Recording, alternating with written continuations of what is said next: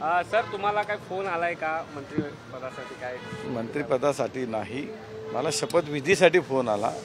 आता शपथविधी कोणाचा आहे ते मला माहीत नाही, पण शपथविधीसाठी हजारा असा फोन मला आला बावनकुळे साहेबांकडून. आम्हाला जी खात्रीदायक माहिती मिळाली त्यानुसार तुम्ही मंत्रिपदाची शपथ घेणार आहात, तर त्याबद्दल तुम्हाला बावनकुळेंनी किंवा देवेंद्रजींनी काय म्हटलं होतं का? नाही, मी मंत्री होतोय की नाही हे काही त्यांनी इंडिकेशन दिलं नाही. फक्त शपथविधीला हजर राहायला सांगितलं आहे मला. परमेश्वर करो तुमचं म्हणणं खरं हो. म्हणजे चार वाजता कदाचित तुमचा शपथविधी होऊ शकेल असं समजायचं का? मी नाही सांगू शकत ते, पण शपथविधीला मला बोलवलं गेलं. कुटुंबियांनाही बोलवलेलं आहे असंही आम्हाला कळतं. बोलवलेलं आहे तुम्ही. ते मी बोलवलंय त्यांना की त्या 5 दिवस इथे आहे तर इकडे या. सर समजा तुम्ही मंत्री झाला तर पुढचं विजन काय असणार? कारण असं कळतंय की तुम्ही मंत्री व्हाल. झालं तरच पुढचं सगळं ठरवू आपण. झालं तर आनंदच आहे. तुम्हाला सगळ्यांना मी कळवेन, पुढचं विजनही कळवेन.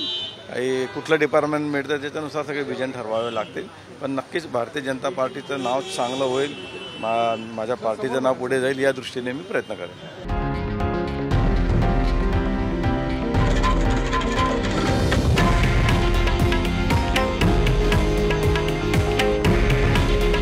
हे आहे देशातील नंबर 1 न्यूज नेटवर्क आणि आपण पाहत आहात TV9 मराठी. काळजी तुमची, हित महाराष्ट्राचं.